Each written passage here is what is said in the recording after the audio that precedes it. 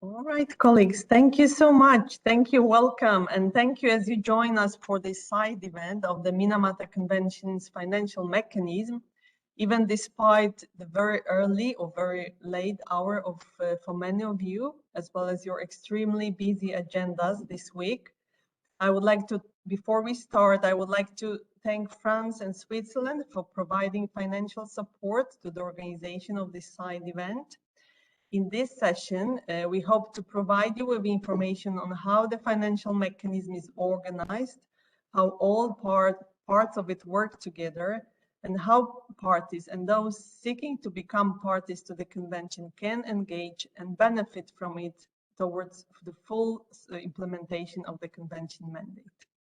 Most importantly, what I want to highlight for you now is how essential it is that the financial mechanism receive robust and timely donor support.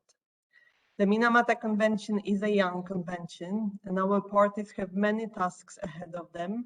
As I said at our plenary session this morning, for our collective implementation efforts to be effective, it is imperative that the needs of developing countries and countries with economies in transition are considered, as expressed in Article 13 of the Convention on the Financial Resources and Mechanism.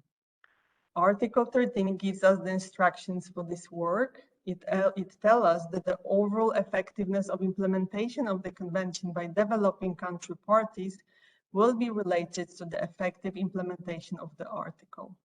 It established a financial mechanism consisting of the Global Environment Facility and the specific international program to support capacity building and technical assistance. Both the GEF and the specific international program take full account of the specific needs and special circumstances of least developed countries and small island developing states. The Convention also tells us that the domestic funding, bilateral and multilateral funding, and private sector engagement all play a role in this effort. Support provided through the financial mechanism is urgently needed to unlock larger investments and co-benefits, and our panel discussion today will shed more light on how this is being done. This work is not happening in vacuum. We will not realize the potential of collective action on climate change, biodiversity, deforestation, oceans, and fisheries without sound chemicals management playing a role, strong role, not a parallel, but an integrated one. As the world gets serious about tackling all these problems, actions on mercury simply must be part of the solutions. The global environmental benefits produced through a strong chemical and waste focal area are essential for the GEF and its constituents to realize the GEF-8 Healthy People, Healthy Planet framework, which mirrors the objective of the Minamata Convention. And robust donor contributions to the fourth round of applications to the specific international program are essential to allow us to launch the fourth round as soon as possible, and with a view to supporting a large number of parties with the implementation needs. The program's governing board recently took a decision on the third round of applications. They had a very difficult job given the quality of the applications and the needs expressed compared to the funding available. The third round added 9 new projects, bringing total SIP projects to 24 at the various stages of implementation, thanks to the active engagement of applicant countries and the generous support of our donors. Norway, our largest donor, Switzerland, Sweden, Germany, the United States, Austria, the United Kingdom, the Netherlands, Denmark, and France. When I learn about the individual projects being implemented through the financial mechanism, it is a very welcome and needed reminder that these projects impact lives, that they are not an abstract event in the realm of international negotiations. Our parties and project partners have faced head-on the challenges posed by the pandemic. For example, we hear that more communities have turned to SGM as a livelihood option due to job losses caused by the pandemic, with dramatic impacts on indigenous people, women, and children. I'm proud that the financial mechanism tackles these challenges head-on and support strong stakeholder involvement, gender strategies, and technical and policy innovations. The creativity of our response mechanism must match the urgent needs of the Convention, from regulating mercury supply and trade to tackling emissions and releases, and be responsive to the needs of the parties that they express themselves. At the same time, we need to do more to ensure that the positive results and quantified reductions achieved by these investments are more widely known. We hope to do more to that end in the next biennium, ensuring that science and data continue to drive our work, just as they did when governments from around the world agreed on the imperative to negotiate the Minamata Convention. Ladies and gentlemen, I am honored today to be joined by Carlos Manuel Rodriguez, the CEO of the Global Environment Facility, who joins us from Glasgow. Carlos, Manuel, thank you so much for being with us. Let me give you the floor. The floor is yours, Carlos. Thank you, Monica. Do you hear me well?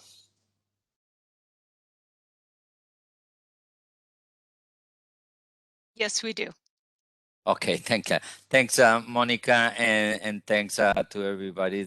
Greetings from Glasgow. I'm really honored to be here with all the parties, and it's great that I have the possibility to share some of the ongoing conversations with regards to the GEF-8 replenishment process. As you all know, the GEF has been supporting Minamata Convention for a long time. We've been working together on different aspects, and you know, as a former Minister of Environment, Energy, and Mining of Costa Rica, a couple of things are relatively important to me to highlight as I look into the future of the work that we do together. One very important element is that in particularly as I look into Planet Gold program and all the work that we have done with ASGM, I feel that in the next GEF cycle, we need to really collaborate in that political dialogue that needs to happen within all different sectors. Different sectors, not just from the productive economic point of view, but I'm also talking about different sectors that interact directly with the GF. And here's where, in our effort for more integration, in an effort of a more comprehensive approach on how we should address all the different challenges, but also the opportunities of all the climate and all the environmental conventions, that we need to bring more focus on those political conversations. And let me be concrete and precise on what I'm saying. One element is that at the country level, many of the priorities that are coming through the governments are very much promoted by the conservation or environmental agencies, and the working relationship, the planning spaces for environment agencies to work with the mining sector is very much limited. This thus limits our capacities to be able to implement and support the aspirations that are coming out of the conventions. So promoting initiatives by which we can generate those political dialogues, particularly within the ministers of environment and the ministers of energy and mining, is extremely critical and important. As much of the GEF is being managed to operational focal points and political focal points, where traditionally the Rio Conventions has become a high priority. So how do we go from these great initiatives that we are doing that are probably having a great impact, but at a very small scale, into the national level planning and scale? This is something that is extremely important, and we look into GEF-8 as a way to facilitate One, access to technology. Two, access to better finance. Third, helping operations being formalized and being able to track. That cannot be done if we don't have this political consensus within the different political actors at the country level. Even though I was a minister of mining, energy, environment in Costa Rica, I was not aware about the different possibilities to engage with the GF beyond the very traditional areas that we do with the Rio Conventions. So here it is extremely important that we are able to let you all know that GF 8 looks for a higher integration in whatever we look for. That is why we are promoting full flexibility in the use of resources, particularly, well, it's mainly within the focal areas, the Rio Conventions, but that will give us a higher impact as we are investing in those areas associated to more policy coherence, more political consistency throughout time, and also helping countries mobilize domestic resources more efficiently.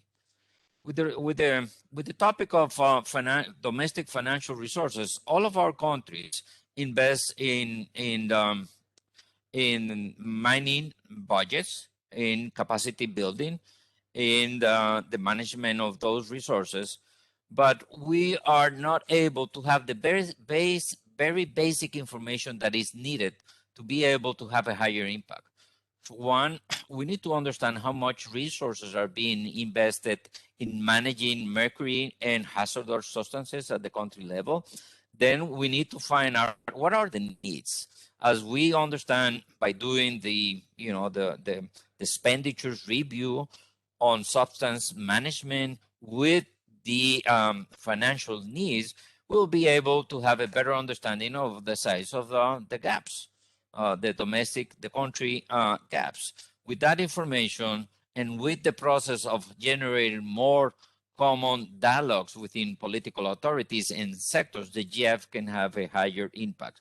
So in GF 8, we look for more integration, more comprehensive approach, and possibilities to invest in a way that we will see multiple benefits throughout all the different conventions.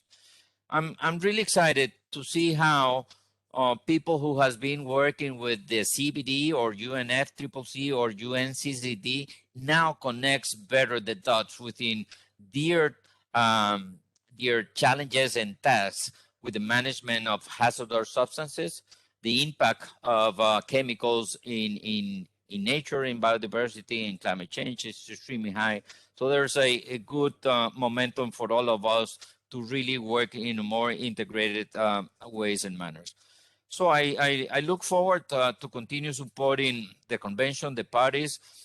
We need to, once more, be able to really focus on those areas that can give us leverage in terms of scale. And from my very personal experience working at the country level, generating those political dialogues, doing common planning and budgeting beyond the traditional sectors is a very important element. The other component is associated to the financial needs. We need to do financial assessments on the needs, but at the same time that we do the financial assessment on the needs of the conventions and then on regions and then at the country level, we need to match that with the need to do the financial overviews so we can have a good impression of the gaps. With that information, we can be very strategic in supporting countries in many different ways. So I thank you for the opportunity. I wish you all the best from Glasgow. And from here, we'll be supporting all of you. Thank you so much, Monica. Thank you so much, Carlos Manuel Rodriguez. And I would say this is quite symbolic that both the Climate Change Convention, Minamata Convention are meeting at the same time. And we are connecting to the different locations of the globe. And it is symbolic because, as you have mentioned, there is a need for more integrated approach, and I would say for Minamata Convention, Mercury, both Biodiversity Convention, Climate Change Convention, or the areas they cover, they have a very strong links that we are aware of, and we will do our best that this is communicated as much as possible on all levels when it is needed. I really appreciate your leadership and your remarks you have shared with us. I wish you good luck for your presence in Glasgow, and I'm looking forward to welcome you also at our plenary of the Minamata Convention COP on Wednesday. Thank you so much. Well, thank you, Monica, and see you Wednesday. Thank you so much. With that, I would like to hand over to Marianne. So over to you. Thank you. Thank you so much. This has been so enlightening so far already, but we have a bit more to go. So with your indulgence, we have a very brief under 2-minute video to show you that will help to explain the financial mechanism and how it works. So over to you, Shariful, for the video. Thank you.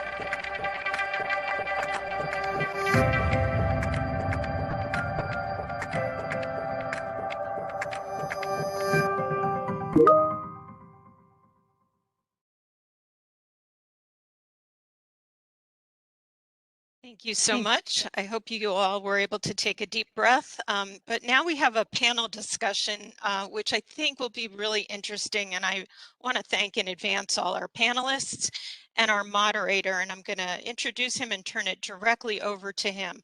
Our moderator is Mr. Reginald Hernaus. He is a lawyer by training and an experienced Dutch delegate in the field of pollution reduction.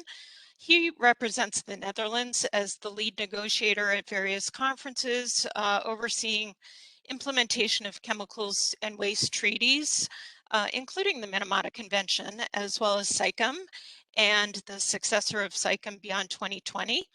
He also currently serves as the co-chair of the management board of the Chemicals and Waste Management Fund, the special program, and our own specific international program where he is co-chair of the governing board. And he's also an advisor of the Netherlands Jeff Council member. So with that, and again, with thanks to all our panelists who Reggie will introduce, I would like to turn it right over to you, Reggie.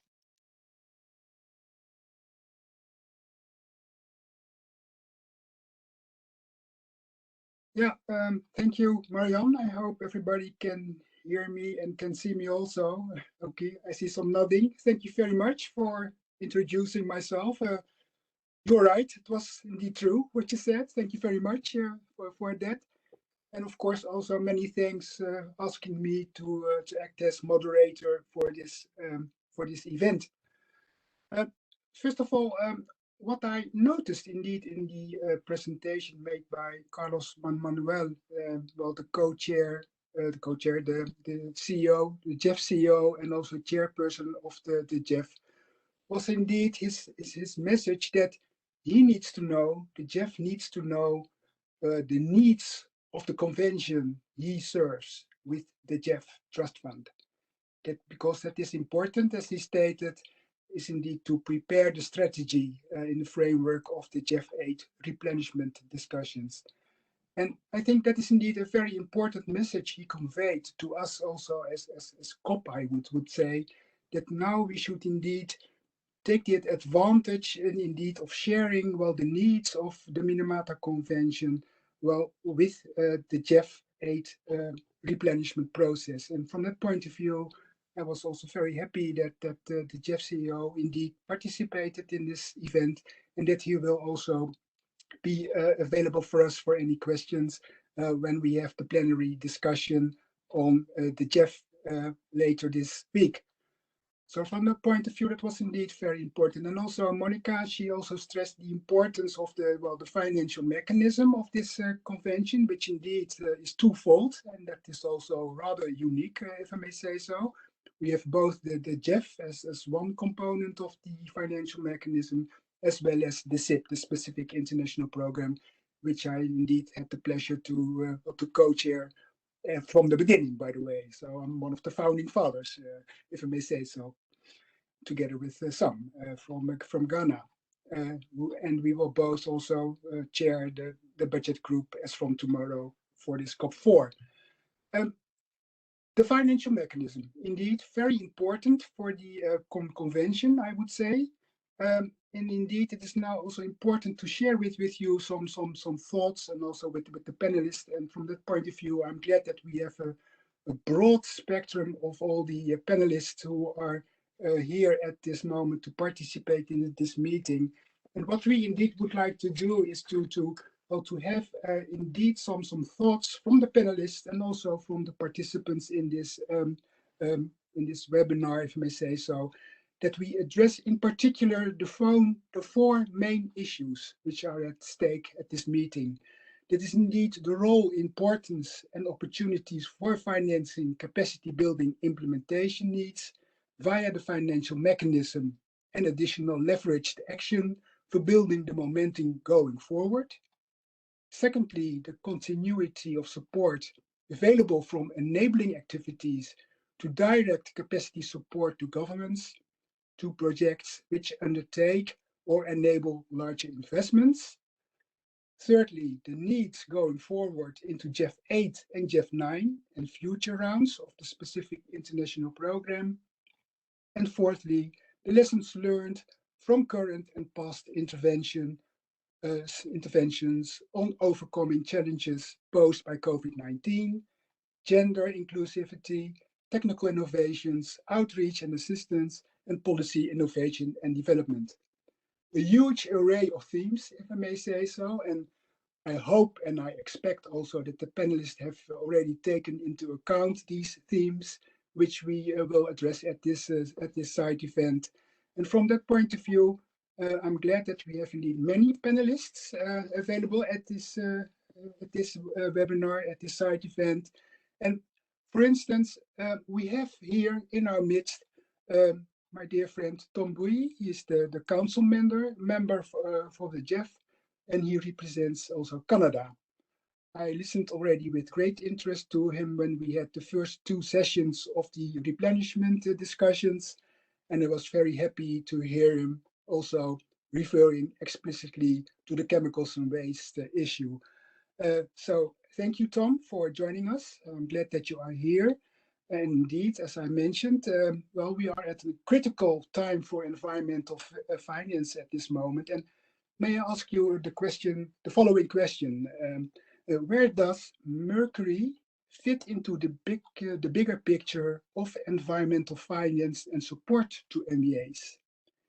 And secondly, if I may so, what is needed to keep the momentum for positive change going forward? So that are the questions I want to share with you. And please, Tom, we are listening with great interest to your views and your answer to these two questions. Tom, the floor is yours. And thank you for being with us again. Thank you, Reggie. Thank you, Maria. Thank you, everyone. It's an honor for me to be here today on those questions, because I assume that I'm a Jeff Council member. I'm also a program director for development initiatives. That's the kind of perspective that could be helpful to you. And so I'll be very, very open and frank on how we arrive at decisions related to our role on the council, but more importantly, as a contributor to the Global Environment Facility, and also as a country that provides official development assistance. On the question about how Mercury, where Mercury fits within the bigger picture, as I said, we are one of the major contributors to the Global Environment Facility. And we also have partnerships like with the Artisanal Gold Council of Canada for concrete initiatives in order to help countries like Indonesia implement the Minamata Convention. How do we think about Jeff 8 and Jeff 9 from a negotiating point of view? At the end of the day, all of us negotiate, but we are really thinking through three things in order to provide proper advice to the real decision maker, our ministers. And so the very first thing that we have to think about is the obligation itself. What are Canada's obligation to, in the case of the Global Environment Facility, to the 5 multilateral environmental agreements, the UNFCCC, UNCBD, the UNCCD, Minamata, and Stockholm. And we make sure that we listen to the voices of all 5 MEAs to make absolutely sure that we understand what are our international obligations under those in supporting developing countries. The second thing is business case. What are the relative needs? Like people, developing countries, and so on and so forth. What can the Global Environment Facility actually deliver in the many different areas? Climate change, biodiversity, chemical and waste. And also what have been the results like? And what could we expect? Because at the end of the day, we are investing taxpayers' money. And we have to make absolutely sure that we have a solid one. The other thing, of course, is money. How much money do we have to support? And then how do we allocate across the activities that result in global environmental benefits across all 5? On the second question, how do you keep momentum?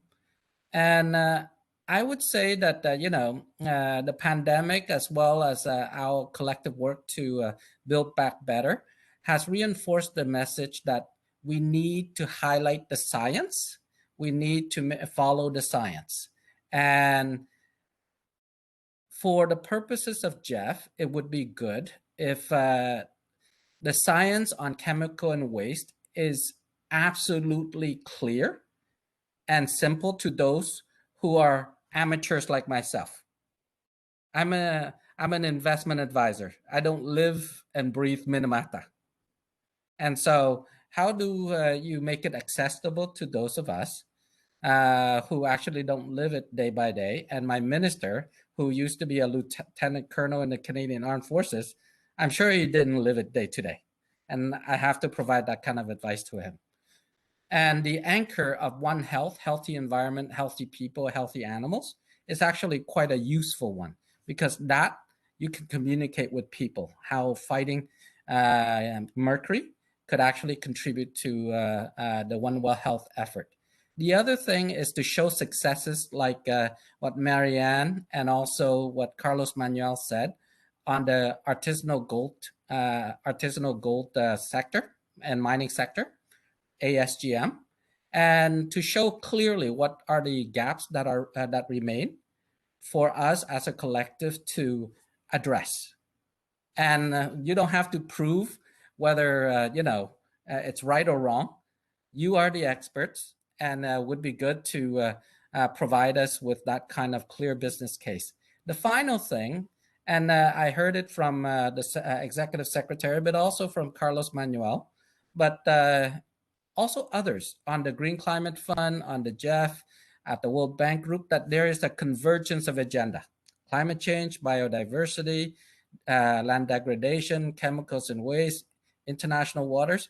So as part of this convergence of science, convergence of investments to help us rebuild better in a more inclusive, resilient manner, how do we integrate chemicals and waste into all of that effort? So those are my perspectives as a Canadian negotiator to replenish the GEF. Okay, thank you very much, Tom. Very useful information, and indeed also, well, the message I take from your intervention is indeed that we as convention, we should indeed provide, if I may say so, user-friendly information to the GEF Council and those who are negotiating the next replenishment. I think that is indeed of utmost importance. Not only that it should be user-friendly, but also that it should have and contain, as much as possible, the informed information which is needed for those negotiators to agree ultimately on the sharing of the whole replenishment 7 and 8, which will be available. So thank you very much for that message. And okay, we take note of that, and we will take it also into account as COP for this convention. And thanks again for your views so far. Okay, thank you. And we also have in our midst Pauline, and I hope I pronounce her last name well, Nunzui. She's from Zimbabwe, and welcome in our midst. And indeed, Zimbabwe, it's indeed one of the newest parties to the convention. Your country was also mentioned in the plenary as one of the happy few who just entered the convention not very recently. So welcome in the group, in the family of the Minamata Convention. And I also would like to ask you a specific question. And the question which I would like to ask you is the following. Has your country, Zimbabwe, made use of the GEF-funded Mercury Initial Assessment, the so-called MIA, and the National Action Plan, the NEP, enabling activities? And if so, have those efforts allowed you to gather the baseline information needed for designing and undertaking larger projects and implementation efforts? We're very interested to hear your views on that. Pauline, all right. The word is yours. Thank you. Thank you, Reggie. Thank you, Marianne. A very good evening to you all, and also colleagues. I'll just say good day to you due to the different time zones. Definitely, as Zimbabwe, we have benefited from the GEF cycles, and of late, in November 2018, Zimbabwe submitted its MIA, that's the Mercury Initial Assessment, and this was accepted by UNEP, and they submitted their comments. These were very minor changes, and just to know that we did a good job. And the NAP as well, that was the National Action Plan that mainly focused on the artisanal small-scale gold mining field. This was also submitted last December 2020. Then coming to the second question, we managed to gather the baseline information for bigger projects and activities. Of course, as Zimbabwe, we managed through the different activities that we did. We had a multi-stakeholder participatory activities as we tried to gather the baseline information through inventories. We managed to do inventory to collect data for the different sources of mercury information in the infrastructure available here in Zimbabwe. So of interest, we managed to also come up with a documentary that will be very important for you if you spare time maybe to take a look at where we managed to look at all aspects of the gold mining activities and mercury uses. And it looked also inclusive. It was inclusive of the gender aspects where you have the different aspects of the women, the children, even the male, how they are getting relevant with the Minamata Convention. So it would be very important that you look at it. And we managed also to it was a great success that we managed to involve the Ministry of Mines, Ministry of Health, and also the parliamentarians, where we had multi-stakeholder participation from the parliamentarians, and they've come to accept that Minamata Convention is very important and it plays a big role in the country. So therefore, we are able to even come up with more legislation and policy development with regards to that. So we have managed to actually get the data, the social part, then also the economic part of the database, and also from the ASGM for greater projects to come up, not forgetting also the skin lightening products that have also been contributing to this. So the MNAP and the MIAM were very important for Zimbabwe at large to come up with data. And that is why you've seen that we managed to ratify the Minamata Convention this year. It was due to these two projects and activities and funds that we got from the GEF. If it had not been this, we would not have been able to gather this data and be able to convince our policymakers that it's very important that we ratify the Minamata Convention. So in brief, this is what I can say to you, Reggie. Okay, thank well, you. thank you, Pauline. So I understand indeed those two programs, those two documents were indeed key for you indeed to enter the convention, if I may say so, and also ultimately to start with really implementing the convention with the assistance, with the support of the GEF. Well, it's very good to know and also good to hear that from your point of view as one of the newcomers in the Mercury Minamata Convention family. Thank you very much, Pauline, for sharing this information with us. And hopefully we see each other in live, in person, well, if I understand correctly, the 21st of March next year, if, well, COVID permits, if I may say so. Yeah. Thank you very Thank much you. for your intervention. Okay, and next speaker is indeed Anton Purmono. He's the director from the Basel Convention Regional Center for Southeast Asia in Indonesia. So you play at home, eh? It's easy for you. I assume you're also based in Jakarta, so it's good to have you here in our midst. And I also would like to ask you a question, Anton, if I may. First of all, thank you very much for joining us here, because it is extremely late in Indonesia, and not only for you late, but also for the colleagues from the Secretariat who are there now. So, well, thank you very much also to you, and of course the Secretariat, that you are indeed willing to participate in this webinar. You, Anton, you have been directly involved in the implementation of both GEF and SIP projects to implement the convention. Can you tell us a bit about which I might call the continuity of support from the financial mechanism, from MIAS to NAPS to SIP and larger GEF projects? How were you and your government partners able to navigate this in the design and implementation of projects? It will be very interesting to know. Please, Anton. Thank you, Reggie, and also thank you, Marianne. First of all, I just also joining that this financial mechanism is very important to support parties, especially the developing and the countries with economic in transition in their effort implementing the Minamata Convention. Indonesia, as also already mentioned, received GEF-funded MIANAP enabling activities, giving opportunity for the country designing and undertaking larger project and implementation effort, such as GEF-funded full-size project of integrated sound management of mercury in Indonesia's artisanal and small-scale gold mining, as well as under SIP.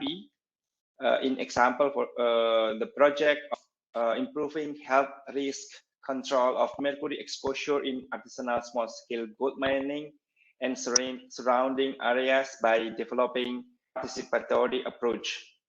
In this effort, we are really empowering community-based health workers in many parts of the countries to address mercury health risk. We expect it to be the very impactful project. In addition, with the baseline information available from MIA and its action plan that was developed in NAP. Then the relevant governors or ministries to develop a proposal and submit to Minamata Secretariat or work in coordination with the UN implementing agency to access the JEF funding. One other important concern here that our center also assists the Indonesian government in coordination with other UN implementing agencies to ensure that the implementation are complementing each other and avoid duplication of activities. Although, of course, we also realize that we should also do similar thing in the regional level and boost our at least as a hub for the government and UN implementing agencies in the region, in this case, for Southeast Asia. Over to you, Reggie. Thank you. Okay. Terima kasih, Anton. Thank you very much for sharing also your information with that. So it's very useful to take note of. And that was indeed, well, the experience from the if I may say so, the Asia region. Thank you very much again, Anton, for your words. Okay, let's now move on to another region. That's the GRULAC region. And from that point of view, I would like to welcome both Agustin Arte and Laila Devia from Argentina, from well, also the Basel Convention Regional Center. And I understand, Agustin, that your country, Argentina, has been very proactive in undertaking implementation projects supported by the JEF and the SIP, as well as institutional strengthening efforts supported by the special program. I know from own experience that that is the case. And you have worked hand in hand with the Basel Convention Regional Center in Argentina, which indeed Leila leads. To both of you, I also have some questions, and we are very interested to hear your views on that. And the questions are the following. How have these various sources of support, which I just mentioned before, worked together for your country, from enabling activities to institutional strengthening to projects that tackle the substantive obligations under the convention? And what are a few notable achievements of your projects? And also I have the question, how have your projects overcome challenges such as those posed by COVID-19? How have your projects addressed gender, engaged stakeholders, and undertaken and policy innovation and development? And what are some of the lessons learned which are also useful for others to take note of? Many questions. You will use, and I hope that you won't use too much time because we are with two, but it would be very helpful to have at least your views on those questions. So thank you very much, Reggie.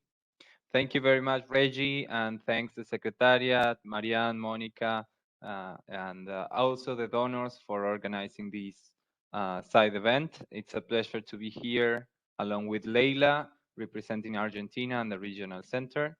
Yeah, you made a lot of questions, Reggie, and I will go directly to the point. Argentina has implemented several projects regarding Minamata and the environmental sound management of mercury. A few years ago, we started with the Minamata initial assessment, which came right to the moment because we were starting to implement. We just ratified the convention, and we needed the elements to know what were the national conditions, the national capacities to address the convention and the obligations under the different articles of the convention. And then the special program came, and we had a very important objective within the special program that was to create a national unit, a national authority to address chemicals, because we had hazardous waste national directorate, but we didn't have a structure within the Ministry of Environment to address chemicals. And that was the main result. And we built upon these two projects to present new proposals to these international funds. And at the moment, we are executing two two other projects. One is a project being executed by the regional center, and I will let in a minute Leila to go into deep within the SIP. And the other project is actually the JEF project on mercury, POPs, and other hazardous substances management. One of the important things, and this is a recommendation when we think of new project proposals, is first of all the issue to be country driven, so that to come together with the different authorities and different stakeholders to really understand what are the local necessities, what are the local capacities that are needed to be enhanced in order to present a robust proposal. My second challenge and recommendation for all the countries is to find synergies between the activities and the national policies that are ongoing and that the country have with what you put in the proposals. And that it was something that we did look at. I mean, the special program created the National Directorate. We had the MIA, where we prepared an updating of the national inventories on mercury releases, and we understood what was the next step, which is properly handling mercury waste, all the types of mercury waste, which is being addressed by the two projects. The JEF project is addressing industrial waste, mercury waste that is coming from several industries, the mining industry, the chloroalkali plant that we still have functioning here in Argentina. And the SIP focused on the other types of waste coming from citizens, mercury added products, for example. So that's how we found synergies between the different activities and the actors of the projects, the consultants, the civil servants from the Ministry of Environment, and the different national authorities are all working along to achieve those results. The other issue that we are also covering and we are addressing in the following years are these two industries that still use mercury. I'm talking about the chloroalkali plant, and I'm talking about a facility that prepares mercury added products, thermometers actually. Those two have been exemptions that have been presented by the country, and we are looking forward for helping these two industries to transform their technologies to better, safer, and more environmental technologies.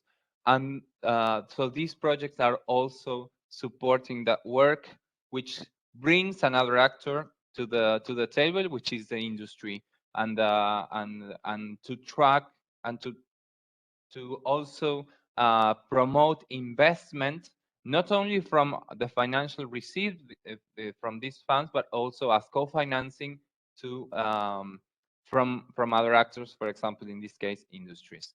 So there are many challenges that we are facing, and the support of these international funds is essential to address these types of issues under the convention. I will close my intervention with one more point, which is the pandemic and the COVID-19. That was an issue that we had to face last year and this year. Argentina had one of the stricter lockdowns in the world, and from March until recently, we have been all working at our homes. So some of the activities had to be postponed, and that came into delays on the implementation execution of budgets. So we had to revise those budgets and request for a little bit more time, which all the international funds were in line with this situation, and they help us to solve this issue. And on the other hand, we had to rethink some of the activities. For example, we had planned for last year some face-to-face training with specific sectors, and we had to change that into online virtual meetings, which resulted actually in good results, because we thought that we were having trainings for 30-40 people, and with the virtual meetings we got the participation of over 900 persons. So so that's a way of trying to solve the issues that we had with the possibilities. We know that now that borders are opening and we can go into the local jurisdictions, we will need to start again with local activities, addressing some of the waste issues, management, and working with these local industries.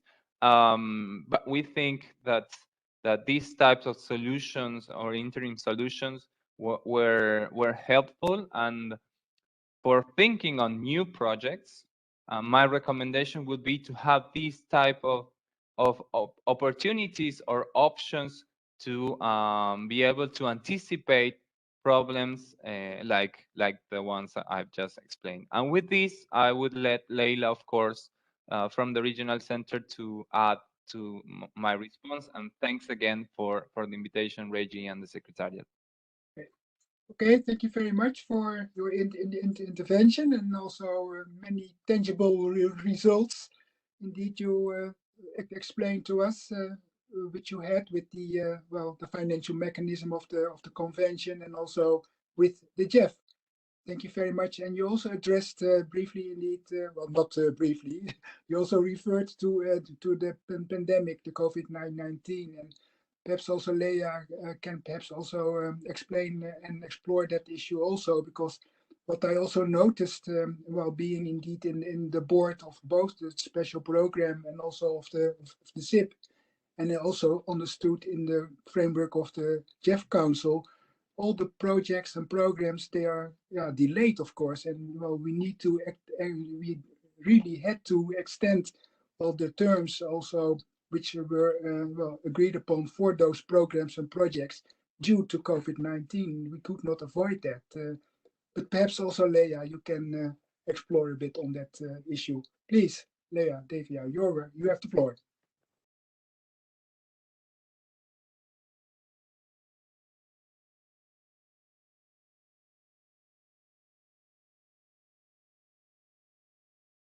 We can't hear you, unfortunately.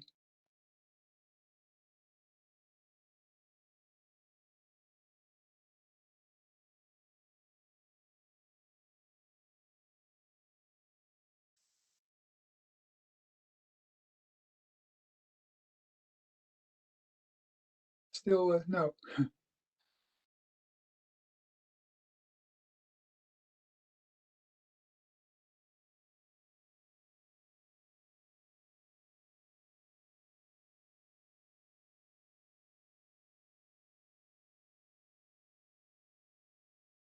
If I may, while we Yeah. still, Leila, please try if you can turn on your mic and speak. While we wait for her, I want to add one more thing which I consider important as well, and it's the sustainability of the project.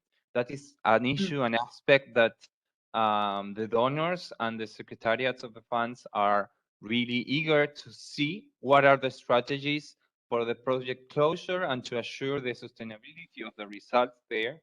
So some of the tools that we found to guarantee this is, of course, the development and the internalization of the obligations under national policies, the development of new regulations to address, in this case, the implementation of the Minamata Convention. So we came out with several new national resolutions that establish the regulations that we have, and the other things for new proposal is how for new project proposal is how we build from past or previous projects, and that is also something that the donors and the funds are eager to hear. So my recommendations for those who are writing or developing new proposals is to look at what has already been done and build from there. We have the opportunity for new project proposals to revise. We have a period of almost 1 month between our presenting our proposals and the final revision, and it was very useful. All the comments that we received from the processing board or the ones who are looking at the proposals. So I also recommend to look at the comments received and address them, because that's a very good opportunity to revise projects and present more robust proposals. I don't know if Leila is able to connect, but I wanted to add that as well. Yeah. Thank you. Well, it's a good point indeed you made, and I saw some wording in the chat, but perhaps in the meantime, Leah, you can, and also in cooperation with the secretariat, you can try to get connected. Otherwise, we will try later also, and perhaps also the question you asked, we could at least address also in the next session of this whole meeting. But for the time being, I see some difficulties. If it is, please try again and still to get connected. But in the meantime, I suggest that we move on. We stay in the same region. We go to Mexico. Arturo Gavilan. Arturo, I hope you are in our meeting and that you can also take the floor. And even if you could also address some questions. I understand that your industry partners, Arturo, have been quite engaged in the convention, and that Mexico has a very interesting project to address the country's mercury cell chloralkali facility. So that's very interesting to note. And the question I would like to ask you is, how is support from the GEF catalyzing larger financial flows to transform industries? And what, in your view, could be done more in that event? And if time permits, perhaps you can also address the following question. How is Mexico incorporating technology or policy innovations in your programs? And what is the outlook for further innovation in Mexico to address mercury pollution? Could you please address those questions, Arturo?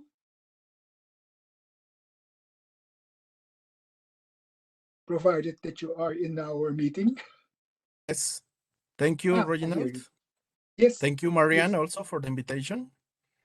I would like to mention first, as many of you may know, Mexico has a long tradition in mercury. We were born as a mining country.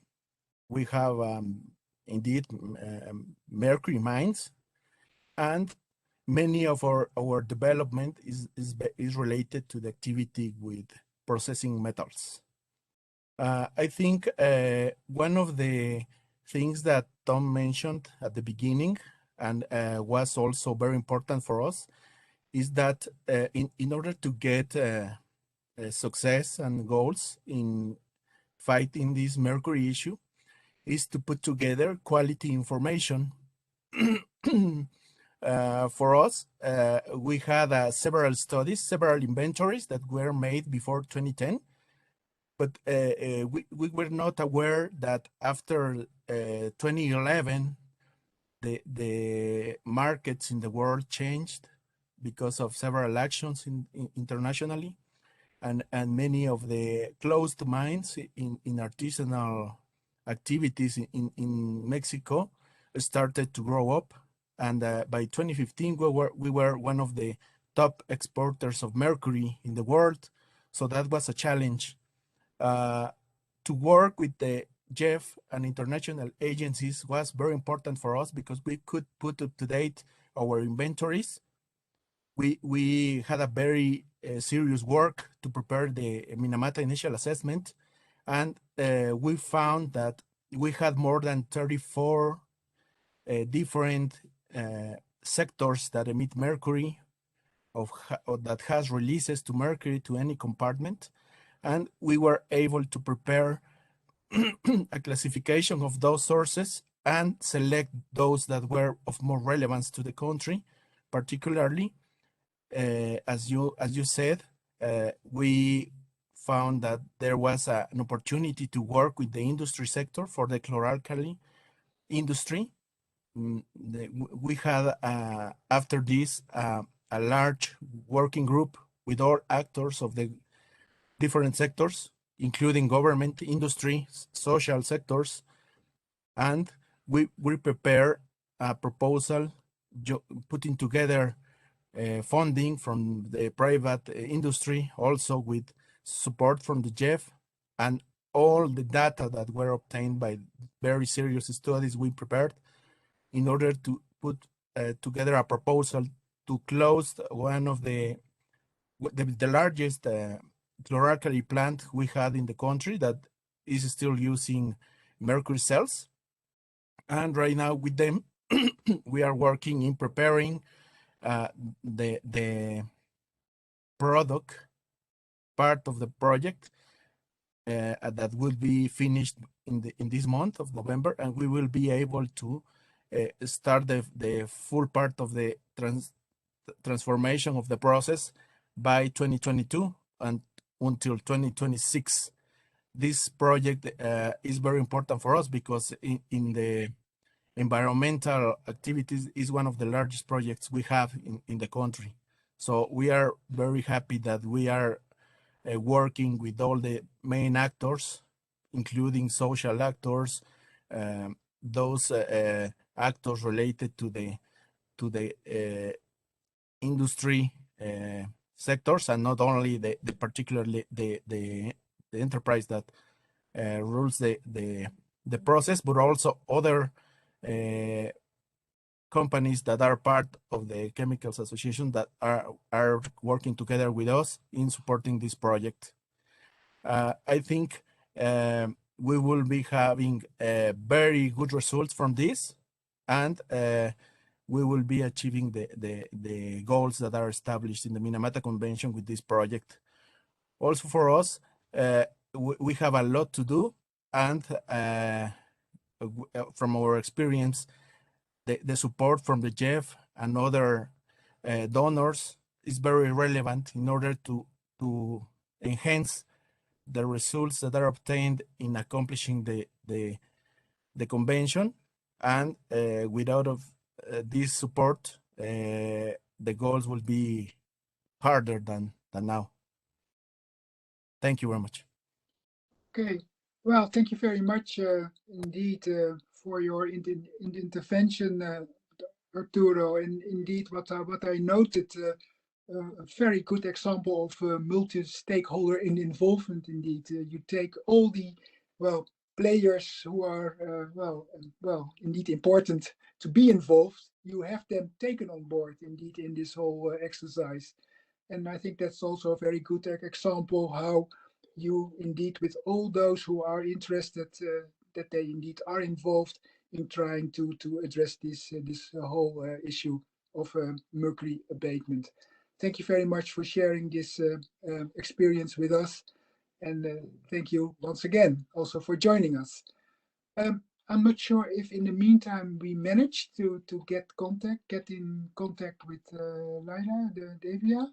I'm not sure, but we will still try to do that. It looks as if Layla is going to try to send us something in writing, and she also noted in the chat the very important and active role women have played in designing the projects they're involved in. So, and I can attest to that myself too. So I just wanted to note that.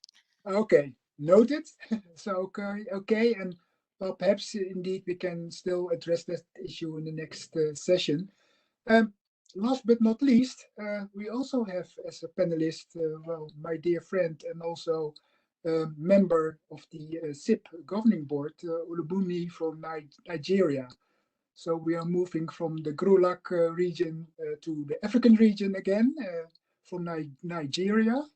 Thank you, Olubunmi. Nice to have you in this webinar, in this side event. And we are, of course, also very interested in the experience of your country, with the financial mechanism of the convention, so both the JEF and, of course, the CIP, and what other possibilities are and your experiences with the abatement of mercury in your country, or perhaps your whole region. And, we are very interested to hear your views on that. Please, Olubunmi, the floor is yours. Thank you, Mr. Rege, for you are doing well. I'm enjoying your contribution, and I want to thank Maria for making sure that I participate in this side event. Well, for Nigeria, the inclusion of financial mechanism under the Minamata Convention is a blessing to developing country as a whole, because through that we are able to put up a lot of activities and plan to get rid of mercury pollution in our various countries. For Nigeria, our journey with the with the financial mechanism started with the mercury initial assessment funded by Jeff. And through that project, we were able to identify major sectors in Nigeria that are highly, that are mercury polluting. And we're able to prioritize them according to the hierarchy of pollution. We concluded that assessment, and because of that assessment, Nigeria was able to ratify the Minamata Convention in 2017 because we used the outcome of that assessment. And further, the assessment also brought together national stakeholders.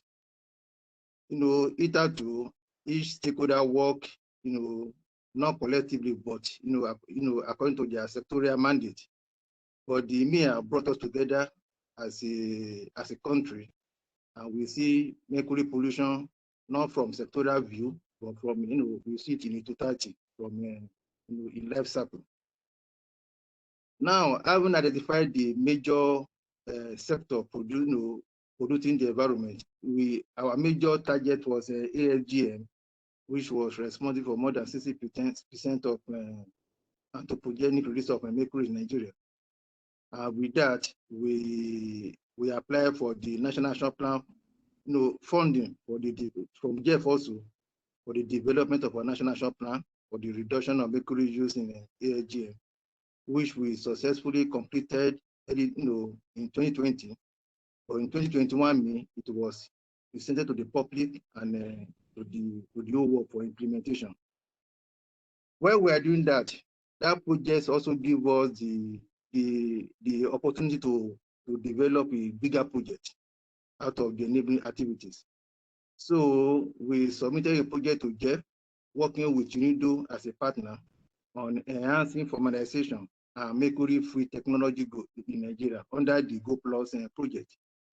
And our proposal was accepted by Jeff. So we have developed it now into a full-size project.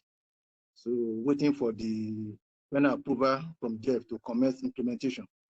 We believe that when this is done, and because this time around we are changing from mercury, the use of mercury in gold mining to mercury-free technology, and all the stakeholders are on board, and they were eager to change from that, because through the project we are able to showcase the adverse effect of mercury use in ASGM and the need for sustainability of that of ASGM in Nigeria that is need to shift from mercury to alternatives. So all the stakeholders are bought into that arrangement.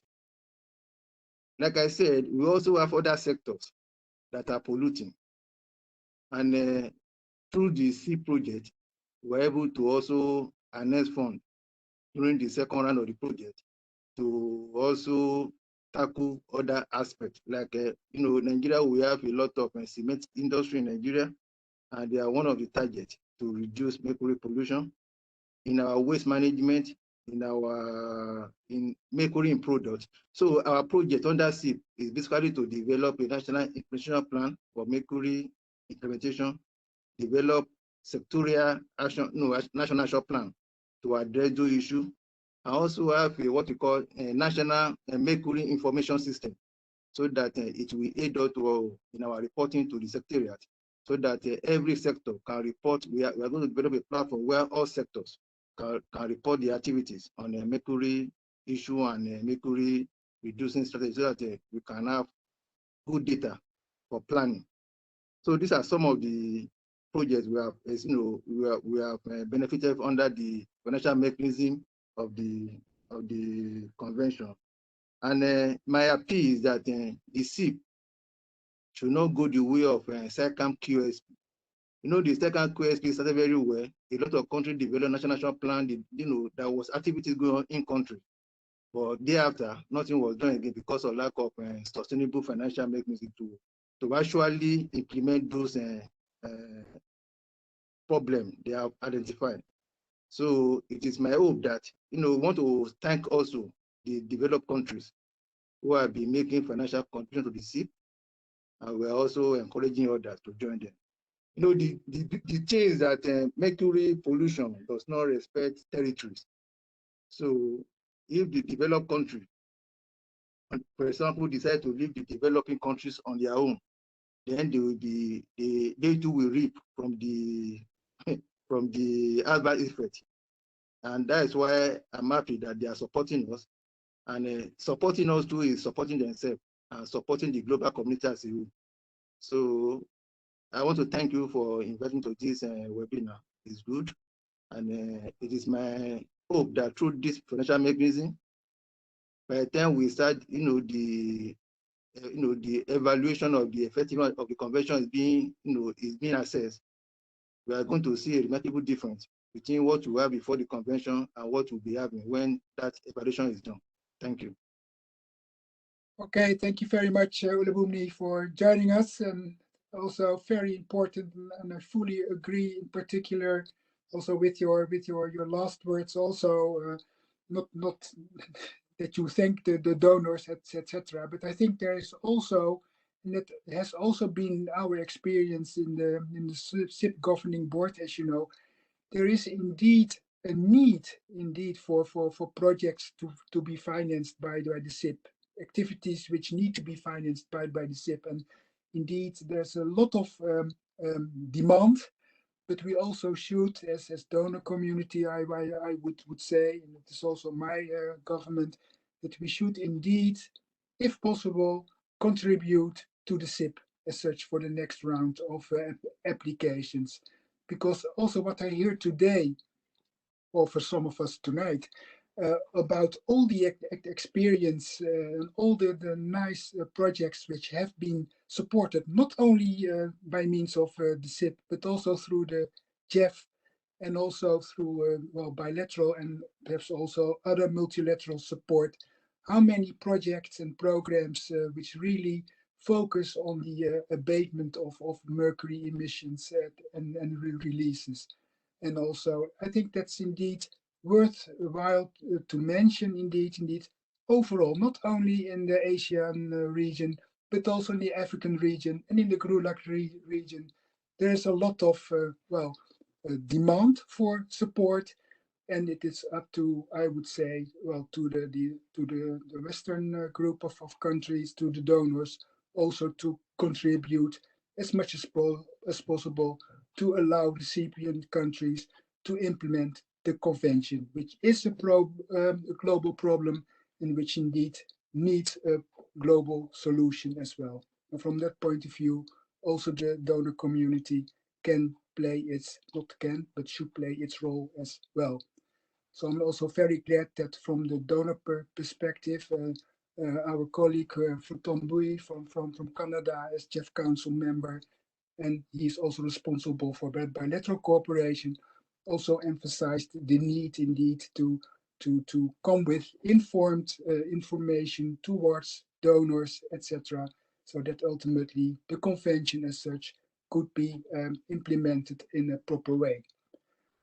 Okay, having said that, and also having a look at my watch, I think we are almost running out of time. So if you allow me, then I pass the word back to the Secretariat for the next session. And thank you very much again for having me as moderator. And also I would like to thank again all the panelists for the very valuable information, experiences which they shared with the participants in this side event. Thank you very much. Please, Marianne, back to you. Thank you so much, Reggie, and to the panel. And if you all are comfortable turning on your cameras, we will go ahead and do a screenshot. But I really regret that we didn't have time for 3 rounds of questions to each of you because you have so much valuable knowledge to share with us. I really appreciate it. I do want to note, I think we were lucky that we didn't have too many questions in the chat because we are out of time. But I do note that our friend and colleague Omar Cisse in Mali wanted to acknowledge the GEF efforts in financing the MIA and NAP projects there. They were very important, first for ratification and then guidance for the ASGM sector, which is very important and impactful in Mali, and also with respect to the illegal traffic of mercury. So thank you, Omar, for that comment. And with that, I'd really like to just let us wrap up by turning this back over to Monica for some closing reflections. Thank you. Thank you so much, Marianne. So let me reiterate what our dear moderator said already, Reggie, that I would really like to thank the panelists and all who have spoken during our site event, to Tom, to Paulina, Anton, Augustin, Leila, Arturo, and Olubunmi. This has been an excellent session for me myself, and I'm really hopeful that within a couple of years' time, we'll be able to demonstrate even more the concrete results of larger investments or smaller investments and how that helped to address mercury problem globally. The Minamata Convention, I'm always saying, is fully implementable. So every action that is in the convention can be fully implemented, and we can rather relatively soon see the result of this implementation effort. So this is the convention that has been designed to really be invested in. So I really have high hopes for the GEF aid replenishment, but also for our 4th round of the specific international program. Now, this event is just one part of an interactive dialogue with donors, parties, and stakeholders as we move forward towards the GEF aid period, towards even fuller slate of SIP projects, and towards financial mechanism that is well resourced and well integrated into our broader common agenda. So we will see each other again. And with that, I would like to conclude our site event and wish you a good night or a good rest of the day. Thank you, everyone.